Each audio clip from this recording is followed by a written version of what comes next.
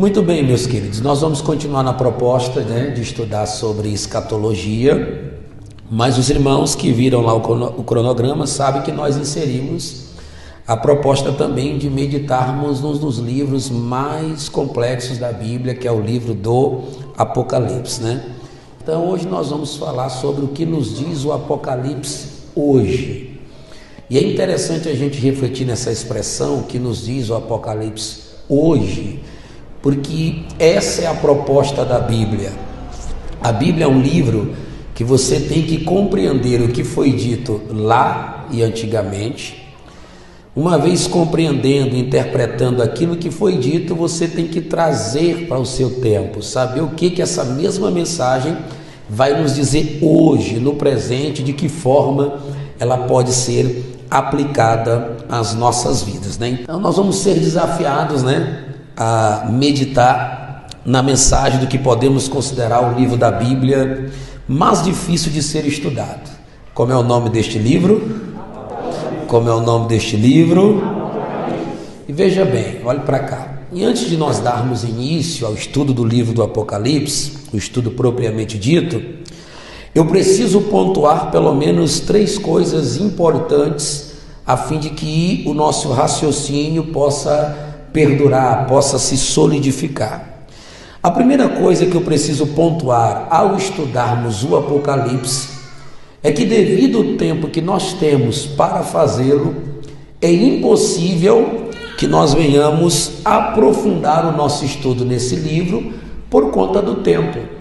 Para nós aprofundarmos, levaria muito tempo e poderíamos ou deveríamos analisar vários tipos de interpretações, de aplicações, de comentários, a fim de que pudéssemos chegar a uma conclusão de que forma entender melhor este livro, que é o livro do Apocalipse. Então o tempo não é viável para fazermos isso. Outra coisa que precisamos levar em consideração é que, se nós partirmos para o campo de uma análise histórica, hermenêutica, exegética, ou seja, uma análise teológica do livro, porque a Bíblia, olhe para cá, você pode ler ela de pelo menos 2 formas principais. A primeira é chamada de forma devocional. O que é ler a Bíblia de forma devocional? É ler a Bíblia para ouvir Deus falar comigo. É ler a Bíblia para eu ter um relacionamento ali com a palavra de Deus e entender o que Deus tem a falar para mim. Então, é a minha devoção, é a minha leitura, digamos assim, natural do texto bíblico. Mas eu também posso ler a Bíblia de uma forma analítica, me utilizando da teologia ou das ferramentas que a teologia propõe, a fim de que eu não só tenha uma leitura devocional, mas uma compreensão, um aprofundamento, uma visão mais ampla e mais abrangente. Se a gente partir para esse campo, nós não temos como assimilar alguma coisa, dada a variedade de interpretações, dada a variedade de opiniões e explicações que giram em torno deste misterioso livro, que é o livro do Apocalipse, ok?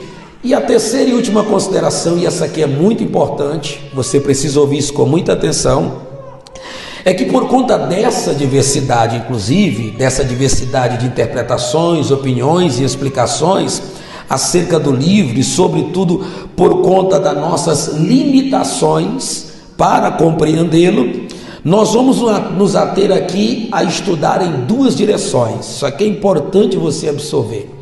Pastor, quais são as 2 direções que nós vamos tomar para absorver algo sobre o Apocalipse? Diga comigo: separar partes importantes do conteúdo do livro.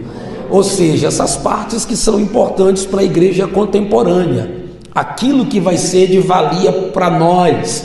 Aí alguém podia perguntar: pastor, quer dizer que na Bíblia tem coisa que não tem valor para nós? Não é isso. É que existem assuntos com os quais nós não temos que ficar detidos muito tempo, assuntos como quando alguém querendo aí polemizar ou querendo dar uma de sábio, chega na igreja e pergunta: irmão, Adão tinha umbigo ou não? Aí fica fazendo essas perguntas bobas aí para tentar polemizar. Então, nós não estamos aqui para perder tempo, nós estamos aqui para aprender, estamos aqui para... E aprender o simples, mas aprender já é o suficiente. Talvez você não vai ouvir profundidades, não vai ouvir alguém com conhecimento amplo, e tem muitos aí, poderíamos até citar nomes, mas o que você vai ouvir aqui é o suficiente para aplicar na sua vida e de importância para a sua vida nos dias de hoje. A segunda linha que a gente vai utilizar para estudar o Apocalipse é que nós vamos fazer um estudo mais aplicativo do que interpretativo. Como eu falei, no princípio a Bíblia tem que ser interpretada. Então, se a gente ficar tentando interpretar aqui muitos detalhes do Apocalipse, a gente não vai conseguir absorver muita coisa. Agora, uma vez que a gente pega o básico, aquilo que pode ser absorvido de forma rápida e sucinta, e começa a aplicá-lo às nossas vidas, isso vai ser mais proveitoso. Estamos entendidos até aqui? Vocês podem dizer amém? Então vamos lá, nós vamos começar com a primeira sessão. Nessa primeira sessão eu quero que vocês me ajudem a dizer o que nós vamos estudar. Vamos lá, diga comigo: definição. O que mais? E o que mais? Então a primeira sessão implica nisso: definir o que é o livro do Apocalipse, porque há uma definição para ele. Depois nós vamos observar os principais personagens deste livro, porque, diga-se de passagem, é importante dar destaque a esses personagens. E por fim, nessa primeira sessão, nós vamos começar a estudar as 7 cartas. Não sei se vai dar tempo de pelo menos uma das cartas que foram endereçadas às igrejas da Ásia Menor, mas até onde der para a gente chegar, nós vamos lá então, em nome de Jesus. Vamos lá? Pode passar. Então a gente começa com o capítulo 1 do Apocalipse. Deixa a sua Bíblia aberta agora no capítulo 1, porque vai ser preciso. Deixa bem aí, Pedro. E no capítulo 1 nós vamos ler esses versículos aí, versículos 1 a 3 e versículo 19. Vale aqui já uma observação na leitura desse texto, antes da gente ir para o slide. Por que João está chamando de bem-aventurado aquele que lê e aqueles que ouvem? Porque naquele tempo as cartas, os escritos sagrados eram lidos publicamente. Não tem essa leitura que a gente faz inicial.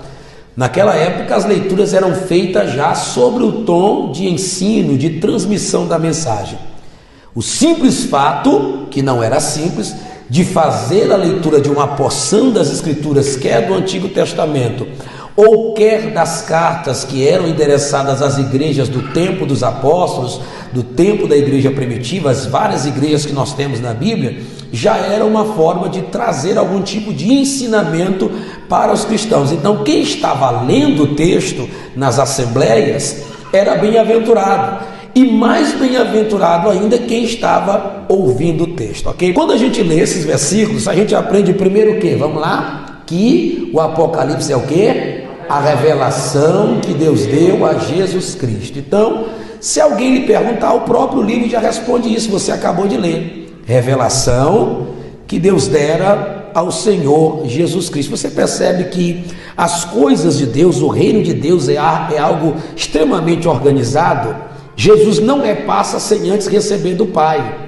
E os verdadeiros servos de Deus não repassam sem antes receber do Filho, do Espírito e receber da própria palavra. Então Jesus recebe do Pai essa revelação, Deus dá essa revelação, inclusive o nome Apocalipse pode ser definido assim: revelar, descortinar, mostrar o que está escondido, mostrar o que está oculto. Mas além disso, a gente aprende que o livro do Apocalipse também é para que este mostrasse aos seus servos. Este quem? Jesus Cristo mostrasse essa revelação a todos os servos de Deus. Então escute bem, a Bíblia, e especialmente o livro do Apocalipse, não é para ficar longe do conhecimento daqueles que servem a Deus.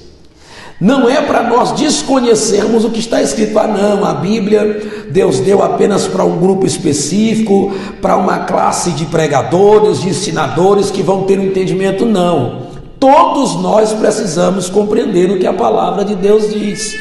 Vocês sabem que houveram religiões, e aqui nós não vamos mencionar nomes, que privaram os seus adeptos da leitura da Bíblia. E privaram porque sabia que se eles tivessem acesso ao conteúdo, eles teriam as suas mentes abertas e seriam libertos de imposições, de dogmas, de indulgências que eram impostas para os adeptos de tal religião, porque não tinham conhecimento do conteúdo bíblico. Mas o livro do Apocalipse já diz que essa revelação é para que todos os servos de Deus, de Cristo Jesus, possam conhecê-la. Você pode dizer muito obrigado, Senhor? Pode dizer? Ok, para que mostrasse aos seus servos. E esta revelação que Deus deu a Jesus Cristo para mostrar aos seus servos, ela foi traga até a terra por intermédio de quê? De um? Ok, então veja bem, Deus Pai entrega ao Filho, com a incumbência do Filho repassar aos servos, e estes servos vão receber através de um homem, mas antes que este homem receba essa revelação, ele é trago à terra através de um anjo, até porque vai ser por intermédio de uma visão.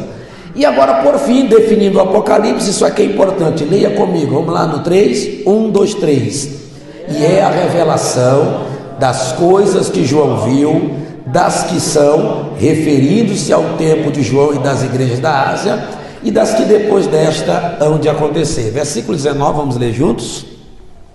Versículo 19.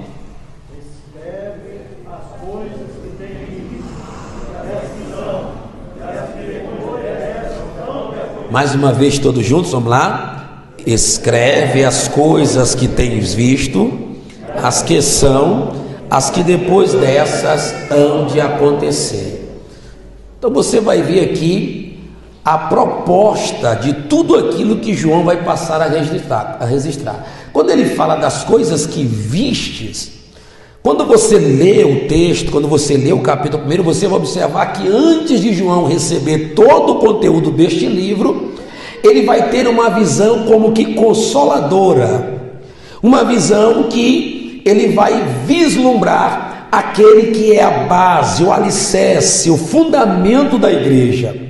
Sem antes o Cristo ser apresentado a João, Deus ainda não lhe entrega a revelação que ele haveria de escrever sobre as coisas que hão de acontecer. Por quê? Porque para que essas coisas aconteçam, para que elas sucedam, é necessário mostrar que tudo que aconteceu por meio de profecia, ou tudo que foi dito por meio de profecia, de fato aconteceu como Deus havia utilizado os seus profetas, inclusive acerca do Cristo, do Messias prometido.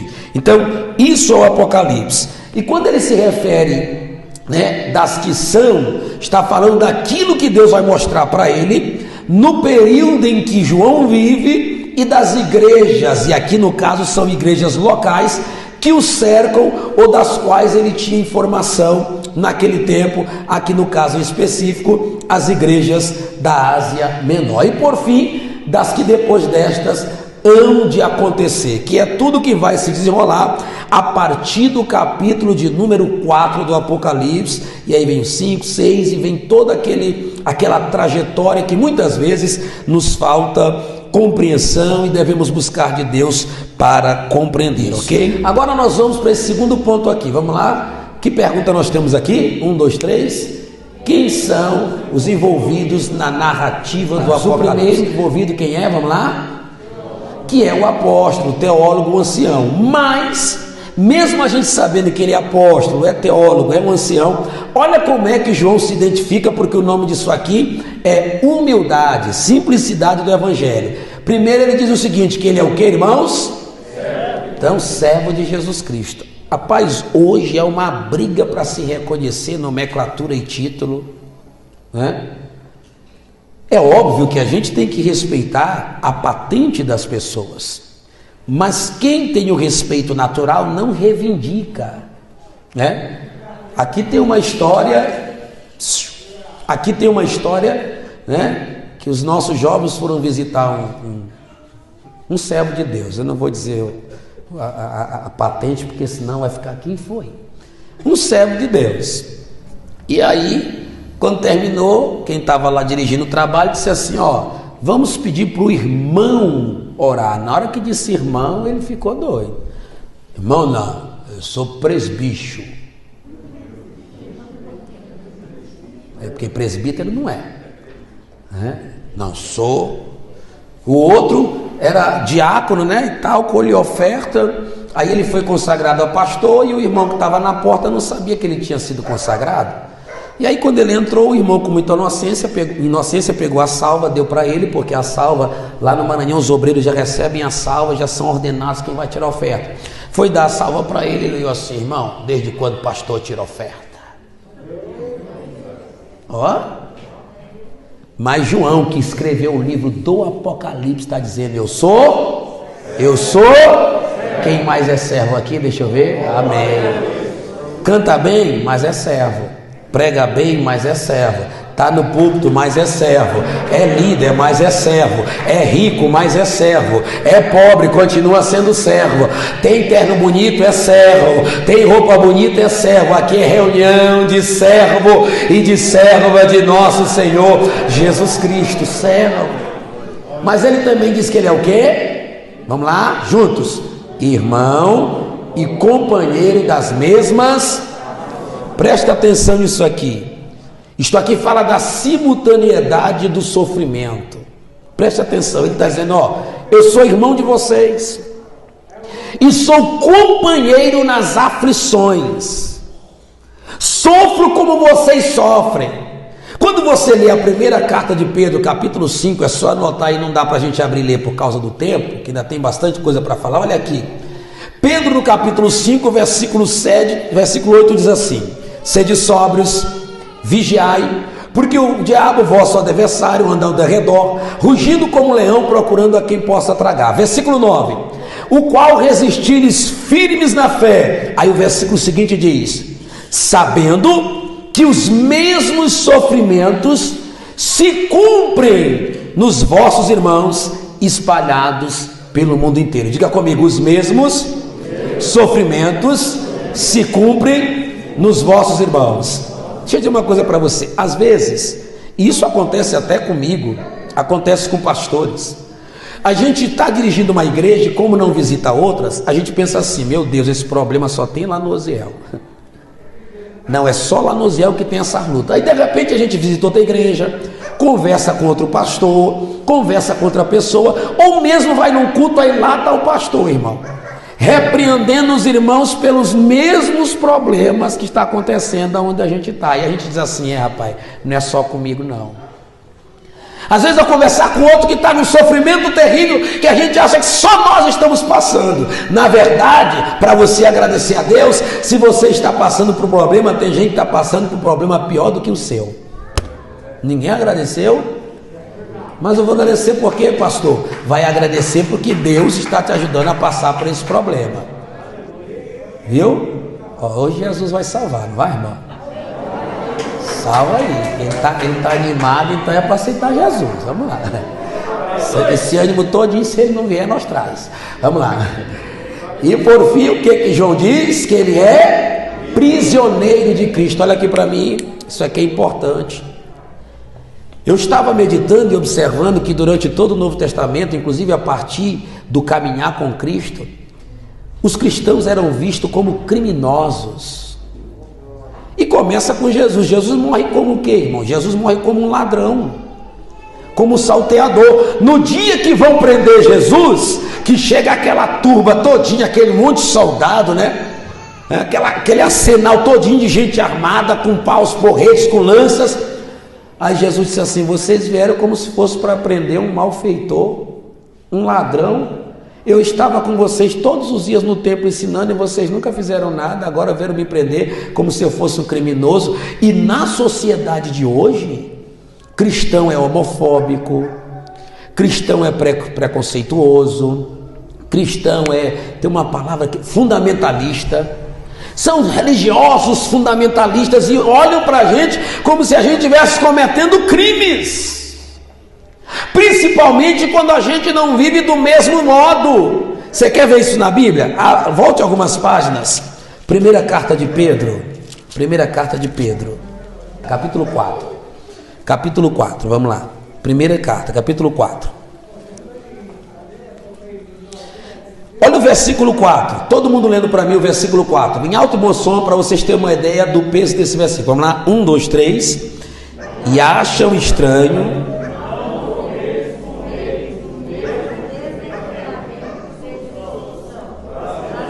Vamos ler de novo porque ficou meio desencontrado. Vamos lá? E acham estranho não corredes com eles no mesmo desciframento de dissolução, blasfemando de vós. Deixa eu traduzir isso aqui para você. Pedro está falando de uma vida de renúncia, de uma vida comprometida, de uma vida que não se compromete mais com os prazeres da carne. E quando você, olha para mim, começa a viver essa vida, quem está lá fora, e às vezes até gente que se diz crente, acha estranho. E ele começa a achar estranho porque você não anda do mesmo jeito que ele, da mesma forma que ele, não tem o mesmo comportamento, aí começa a zombar. Olha aí o crentão, olha aí, quer ser certinho, olha aí, quer fazer. Eu já vi até alguém dizer assim: olha, irmão, não pode andar na linha que senão o trem te pega. Então para eles é errado a gente querer fazer o que é certo, e eles vão estranhar e ainda vão zombar de nós. Cristão é visto como criminoso. E João, que vai dizer que estava preso, por quê? Quem lembra? Por causa do testemunho de Jesus e por causa da palavra de... Ô saudade em que pregar a palavra ainda dava problema para a sociedade. Hoje parece que não, né? Está se pregando tão light, aliviou-se tanto, que o povo não está nem se preocupando com a pregação. Agora começa a confrontar, começa a pregar a verdade, começa a denunciar o pecado. Os irmãos estão sabendo aí que repercute desde domingo é a morte de um MC, né? Que aí vamos para a internet dizer que ele já foi para o céu, e choraminga. Duas coisas eu tenho para falar sobre a morte daquele rapaz. Duas coisas. A primeira, baseada num dos vídeos que eu assisti, que no meio desse povo sempre tem um desviado, irmão. Tinha um meninozinho lá: Jesus, ele ainda não terminou a sua missão, tu sabe que ele ainda tem muita coisa para fazer. Jesus, quem ensinou aquele rapaz a orar? Desviado, irmão, que na hora do perigo vai lembrar de Jesus, ainda vai querer interpretar o seu bel prazer. Que missão que ele estava cumprindo? Botar os jovens para chamar palavrão? Botar as pessoas para andar na vida dissoluta, na prostituição? Essa é a missão? Missão de Deus coisa nenhuma, missão do diabo. Porque se fosse de Deus poderia ter livramento. Pastor, isso é muito duro. Pastor, a gente não prega assim. Então me mostra outra forma de eu pregar, irmão. Me mostra outra maneira de eu falar a verdade. Segunda coisa que eu vou falar: disseram assim, a esposa dele, e eu respeito a opinião dela: isso é amizade, né? Não, é pecado. Tem nada a ver com amizade. O salário do pecado ainda é. Então pronto, morreu por causa do pecado. Pecado ainda traz consequências. Tem gente que achou que pecado deixou de ser pecado. Não, irmão, pecou. A Bíblia diz que Deus não inocenta o culpado, e que a alma que pecar morrerá, e que o filho não leva o pecado do pai, nem o pai leva o pecado do filho. E essa sociedade está tão enganosa que eles pegam alguém que morreu e tentam enfeitar para não ferir, para não mexer com os sentimentos, para respeitar o luto da família. Sim, respeitemos. Agora, respeitar luto de família não significa deturpar a verdade de Deus. Começar a jogar um monte de gente no céu, como se o céu fosse assim, ó.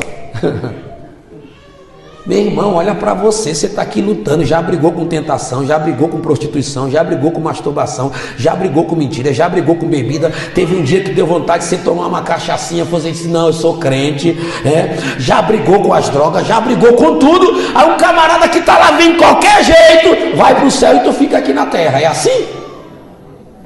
Que negócio é esse, irmãos? Que evangelho é esse? Quem está lá fora, irmão, não tem outra, está longe de Deus. Não tem outra. Ora, se tem gente que está dentro dos templos, bem baixinho, dentro do templo, Jesus está longe dele.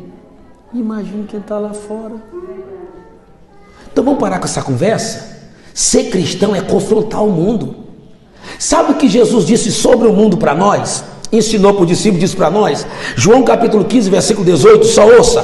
Isso é Jesus falando, então por favor entenda. Se o mundo vos odeia, se o mundo quer vos, então ele não está dizendo se o mundo vos ama. Ele está dizendo que o mundo vai nos odiar. Se o mundo vos odeia, sabei que primeiro do que a vocês odiou a mim.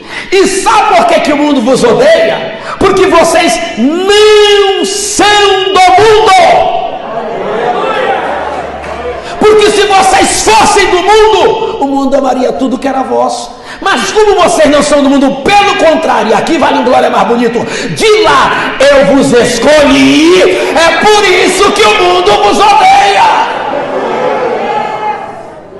Não, ninguém pode odiar crente. Aí ficam os crentes: eu não aceito perseguição, eu não aceito que se levante porque eu sou o docinho de coco de Jesus. Para com essa conversa, rapaz. Quando se levantarem contra ti, agradeça. É porque é sinal de que o evangelho é verdadeiro, é autêntico, é genuíno.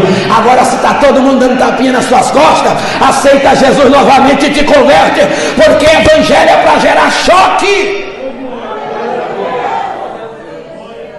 Evangelho é para deixar aquele frentista que não é crente, que é corrupto, quando você chegar no posto e dizer assim: me dá a nota aí do que eu botei, e ele disser assim para ti: aí, bota quanto? Bota o valor. Aí ele vai olhar: mas só o valor? É, porque eu quero a nota do valor. Mas se é outro que não é crente, ou que é desviado, ou que é corrompido, aumenta aí, bota mais um pouquinho aí, que aí. Isso é mundo, irmãos. Evangelho é diferente. Quem pode dizer amém? Então vamos lá. Sofrimento, companheiro, prisioneiro de Cristo, ok? Passa, Pedro. Isso, pode passar. Segundo envolvido no livro do Apocalipse, quem é? Está bem aqui, vamos lá?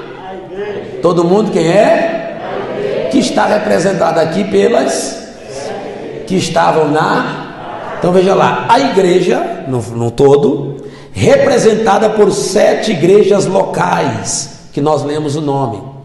Essas igrejas ficavam situadas na chamada Ásia Menor. Então a igreja é uma peça fundamental no livro do Apocalipse. Olha só isso aqui, ó. Embora o livro de Apocalipse também se refira a Israel e aos gentios ímpios, bem como a todos os povos do mundo, é sempre a igreja a principal envolvida e o destaque no desenrolar dos fatos. Aí nós temos 3 versículos, né? O versículo 4, 11 e o 20, que tudo que João está escrevendo, Jesus diz: escreve para a igreja, manda para a igreja, endereça a igreja, envia para a igreja. Por quê? Porque a igreja é o destaque aqui no livro do Apocalipse. Amém? Pode passar, Pedro. Terceiro principal envolvido, vamos ler todo mundo junto todo esse texto aqui, vamos lá? O Deus triuno se manifesta com sua presença, pelo seu Espírito, principalmente no Cristo ressurreto. Dá para dar glória a Deus? Então nós temos aqui o Deus triuno que se manifesta por sua presença pelo seu Espírito e principalmente no Cristo ressurreto e glorificado. Vamos ver a manifestação de Cristo apresentada no capítulo 1? Passa aí, Pedro. Não dá para abrir a Bíblia, mas em casa você lê o capítulo 1. Mas o que você vai ler aqui já é suficiente para a gente dar glória a Deus. Pode passar. Olha a manifestação de Cristo. No versículo 4, ele é aquele que é, que era e que há de vir. Pastor, o que é isso? Aquele que é. Ou seja, aquele que é o mesmo, aquele que perdura, aquele que permanece, aquele que é vivo, aquele que ainda faz, ele é e sempre será. Aquele que era fala de sua eternidade, porque ele já era antes de todas as coisas. Olha que coisa linda. E aí não tem como eu não me lembrar de um texto, capítulo de número 7 de João. Eu amo aquele texto de paixão. Os judeus estão discutindo com Jesus, né? E batendo boca com Jesus. Aí um deles coloca a pessoa do patriarca Abraão na conversa, né? Capítulo 8, aliás. Começam a falar de Abraão, que Abraão era o pai deles e tal. E aí Jesus diz assim: olha, Abraão, que é vosso pai, escuta isso aqui, viu os meus dias e se alegrou. Na hora que Jesus disse isso, eles ficaram loucos. Eles disseram assim: agora nós sabemos que tu tem demônio. Como é que Abraão já morreu? Tu não tem nem 40 anos, como é que tu diz que tu viu Abraão? Como é que tu diz que viu Abraão? Aí Jesus se levanta e diz assim: na verdade vos digo, antes que Abraão existisse, eu sou. Eu sou. eu sou. Você não entendeu isso? Antes de Abraão, antes de Isaac, antes de Jacó, antes de Moisés, antes de José, antes dos apóstolos, antes de Adão, antes de Eva, antes da criação, o verbo de Deus já existia. Jesus já era antes de todas as coisas. E no princípio era o verbo, capítulo 1 de João. E o verbo era Deus, e o verbo estava com Deus, e todas as coisas foram feitas por Ele, e sem Ele nada do que foi feito se fez. Ele é antes de tudo, aquele que era, mas também Ele é aquele que há de vir. Ele virá novamente, e virá poderoso, e virá glorioso. E a boa notícia para você sair daqui alegre é que esse dia está chegando. Ele virá outra vez. Foi Ele quem prometeu. No versículo 5, vamos lá, Ele é o que? Juntos, a fiel testemunha, o primogênito entre os mortos, o príncipe dos reis da terra. Fiel testemunha porque Ele foi fidelíssimo no testemunho que veio dar do Pai. Tudo que Jesus falou, Ele recebeu do Pai. Como recebeu do Pai, Ele foi fiel na mensagem entregue. Tão fiel que Ele não media para falar a verdade para quem tinha que ouvir. Muito fiel. Pilatos quis dar uma de moralista para cima de Jesus, de muita autoridade. Aí Pilatos olhou para Jesus e disse assim: rapaz, tu não vai falar nada não? Tu não sabe que eu tenho autoridade para te prender? Para mandar te matar? Jesus olhou para ele: tu não tem autoridade, tu só tem porque alguém te deu, e tu não tem autoridade sobre mim não. Quem te deu essa autoridade foi meu Pai. Ninguém me prende, ninguém tem autoridade sobre mim, sou eu que me entrego, Pilatos. Então veja bem, Ele é a fiel testemunha. Ele foi fiel nas suas falas, na sua palavra, sem titubear, ainda que alguém abandonou Ele, mas Ele também é o primogênito dentre os mortos. Jesus foi o primeiro na ressurreição de todos os mortos. Ressuscitou e está vivo pelos séculos dos séculos. Por isso Ele é o primogênito dentre os mortos, o primeiro dentre os mortos. Mas também Ele é o príncipe dos reis da terra. Por que a gente não coloca? Por que João não escreveu assim, ó? Ele é o rei dos reis. Porque quando fala que Ele é o príncipe dos reis da terra, duas coisas estão acontecendo. Primeiro, Ele não remove a posição do Pai, porque o rei de toda a terra é o Pai. Segundo, Ele não remove a posição de filho, herdeiro do Pai que é rei.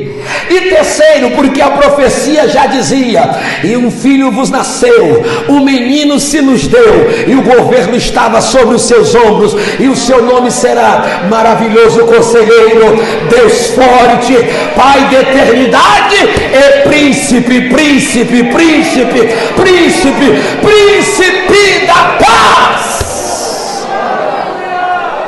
Ele é o príncipe dos reis da terra.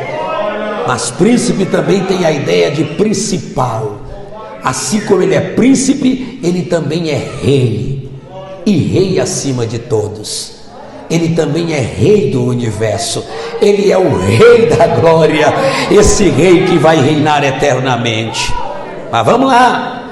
Mas Ele também diz aqui, ó, 8 e 11. Eu sou o quê? O alfa, o ômega, o princípio e o fim, o primeiro e derradeiro. Vamos lá, bem rápido. Alfa e ômega, primeira letra, alfa, letra do alfabeto, né? Segunda, a última, ômega, a última letra. A ideia ali é de completude. Jesus é completo. Ele é completo em todos os seus sentidos. Então Ele é o primeiro, é o núcleo, é a completude de todas as coisas. Mas Ele é o princípio. Lembra que nós falamos em João capítulo 1 que no princípio era o verbo? Ele é o princípio de tudo, da criação. Ele é o eterno Filho de Deus, aquele que existe desde o princípio de todas as coisas, mas também nele tudo se encerra, porque além de princípio, ele também é o fim de tudo, glória a Deus. Mas ele também é o primeiro e o derradeiro, por quê? Porque como ele não vai haver outro, não vai haver outro, não vai haver outro, não vai haver outro, não vai haver outro. E vamos para a Bíblia. João Batista parece estar em conflito, porque ele está encarcerado. E agora vem os seus discípulos e vão visitar Jesus, e João Batista diz assim, ó, quando chega lá, pergunta assim para ele, mestre, és tu ou haveremos de esperar outro? João Batista perguntando, vai lá e pergunta se é ele ou se ainda vai vir outro. Quando eles chegaram lá, Jesus estava pregando e perguntaram, mestre, João Batista mandou perguntar se és tu mesmo ou temos que esperar outro. Aí Jesus não respondeu, sabe o que ele fez? Diz a Bíblia que ele começou a curar, ressuscitar, limpar os leprosos, fazer milagre. Quando ele terminou de fazer milagre, ele disse assim, agora vão e diga para João Batista que eu ressuscito mortos, que eu curo os enfermos, que eu limpo os leprosos, e aos pobres é pregado o reino dos céus, e bem-aventurado é aquele que em mim não achar motivo de tropeço. Diga comigo, não há outro, só há Jesus. Quem pode adorar Ele, porque Ele é o primeiro e derradeiro, Ele é o único, o único, o único, o único, não há outro Salvador, não há outro Rei, não há outro batizador, não há outro que te salvou. Quem te salvou foi Ele, o nome dEle é Jesus Cristo, o Messias, e não há outro. Oh, presença de Deus, glória a Deus. Olha aí para a gente adorar, versículo 17 e 18. Vamos ler isso aqui com vida? Depois eu lhe explico por que eu estou pedindo para ler com vida. Vamos lá? Juntos. O primeiro e o último, o que vive, esteve morto, mas estou vivo, e vive pelos séculos dos séculos, vive para todos sempre. Por que ler com vida, irmão? Porque Ele é a vida, e a vida que não se interrompe. É fato que Ele morreu, mas não permaneceu na morte. Por quê? Porque diz o pregador do Novo Testamento que era impossível que as correntes da morte o amarrassem. Ele rompeu os grilhões da morte, ressuscitou poderoso, é vive, é vive, é vive, é vive, é vive. E para você adorar, Ele está vivo aqui essa noite no meio da igreja. Ele está vivo, Ele está vivo, Ele está vivo.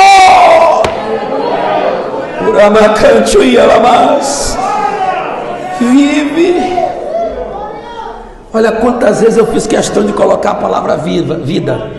Eu sou o que vive, eu estou vivo, eu vivo pelos séculos dos séculos, eu vivo para todo sempre. E se eu vivo, você vai viver. E se eu tenho vida, você tem vida. E se eu vivo, você vai ter vida. Glória a Deus. Não, olha para cá, porque eu vou lhe dizer algo bem sério. Olha para mim, porque é bem sério. Isso aqui é para encher a tua alma. A pandemia fez os homens brigarem pela vida. Os homens estão brigando pela vida, loucos por vacina, fazendo tudo para não ser pego pelo vírus. Só que a vida que eles querem é muito pobre. A vida que eles querem é essa: abre tudo para a gente voltar a beber, abre tudo para a gente voltar a fazer festa. Agora a vida que você recebeu está lá em João 17, quando Jesus diz assim, ó, dei-lhes a vida eterna. Pastor, o que é vida eterna? Vem cá, irmãos. Um dos atributos de Deus é eternidade. É o quê? Só Deus é eterno. Então quando Ele te diz que deu vida eterna, Ele te deu a vida de Deus, a vida do Altíssimo, a vida do Todo-Poderoso está em ti. Você tem em você tem no seu viver a vida de Deus. E se a gente passasse aqui algum tempo falando dessa vida, a Bíblia diz que essa vida é abundante, a Bíblia diz que essa vida é cheia de graça, a Bíblia diz que essa vida é plena, a Bíblia diz que essa vida é alegre, a Bíblia diz que essa vida é de plenitude, ou seja, a nossa vida é diferente a nossa vida. Você já percebeu que a tua vida você chora, mas sorri? Teu choro é temporário. Tuas dores são momentâneas, teus sofrimentos todos têm resposta, tuas provas todas têm solução. Você já passou por coisa que parece que você não ia vencer, mas quem tem vida vence, quem tem vida permanece, quem tem vida subsiste, quem tem vida. Alguém tem vida aqui essa noite para levantar a mão e dizer: eu tenho a vida de Deus. Que presença é essa, irmãos?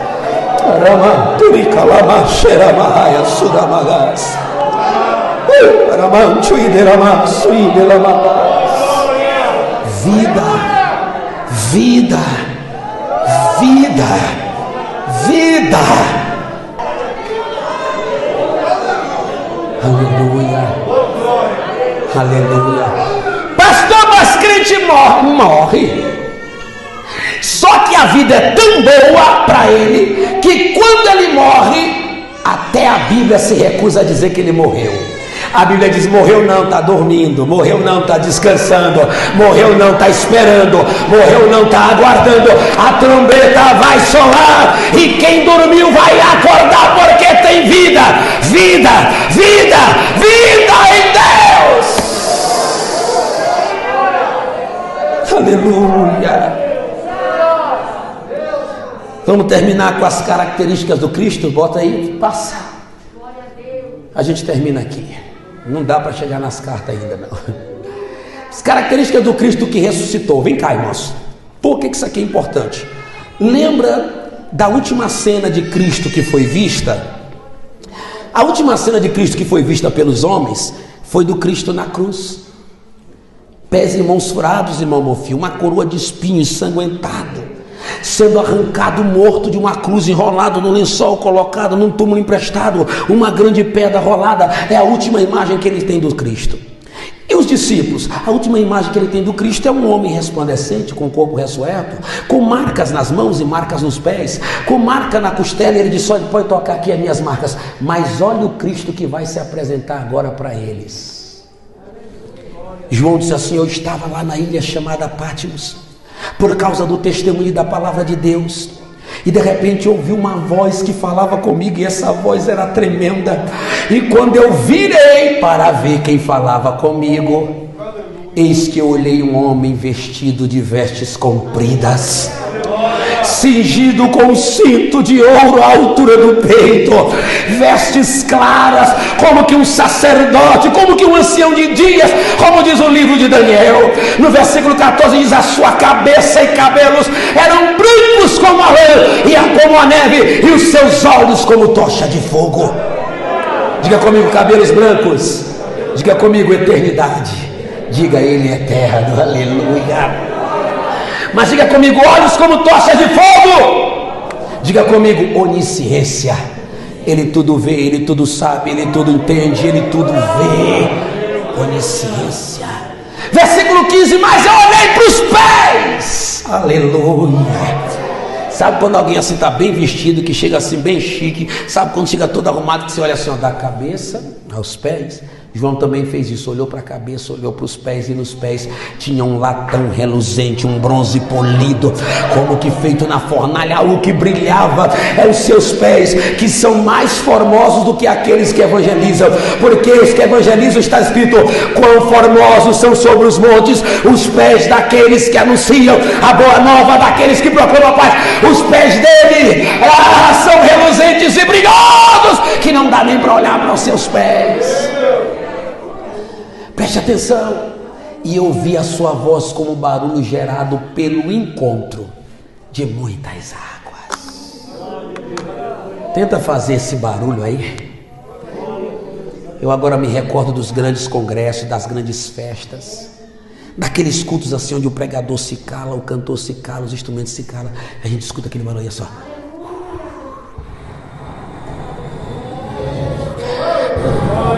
Do povo adorando. Agora você imagine muitas águas se encontrando e aquele barulho que estremecia João por dentro. Quer que eu lhe diga uma coisa? Você pode ouvir essa voz hoje. E se você não ouvir hoje, você vai ouvir ela na eternidade. Aleluia, glória a Deus. Vamos lá, eu preciso correr. 16. De sua boca saía uma espada aguda de 2 fios, 2 gumes. Lembra da palavra de Deus, Hebreus 4:12? Porque a palavra é viva, eficaz e mais cortante do que espada de 2 gumes, que vai ao ponto de penetrar até a alma, até o mais profundo, divide alma e espírito, juntas e medulas, e é apta para discernir as intenções do coração. Ou seja, a sua palavra é certeira. Mas além da sua palavra, o texto diz, a única coisa do aspecto de Jesus que João afirma ter visto claramente, eu estou olhando agora para o rosto dele, aleluia, e o seu rosto como o sol, sabe aquele sol, mas não um sol qualquer. Aí ele define o sol que brilha na sua maior força, na sua maior intensidade, é o rosto dele. Aleluia. E quando João termina de ver tudo isso, a Bíblia diz que ele cai como morto. Fique de pé comigo em nome de Jesus. Quem está sentindo o Rei dos Reis e Senhor dos Senhores aqui? Tá bom meditar na palavra de Deus, sim ou não, irmãos? Tá gostoso aprender a palavra de Deus, sim ou não, irmãos? Aleluia. Ele está vivo, irmãos. Ele está presente conosco aqui esta noite. Qual é a prova, pastor? É a sua palavra? Não, não é a minha fala. Sabe qual é a prova do que ele está vivo? É porque nós estamos aprendendo o que ele deixou para nós entendermos que a sua vida está entre nós. Quando João disse, eu caí como morto aos seus pés, sabe o que João está dizendo? Eu quis morrer de tanta presença, de tanta glória, de tanto poder. E quando eu pensei que eu ia morrer, lá vem ele e diz assim, não temas, João. Só um aleluia saiu aqui. Não temas, João, tu não vai morrer.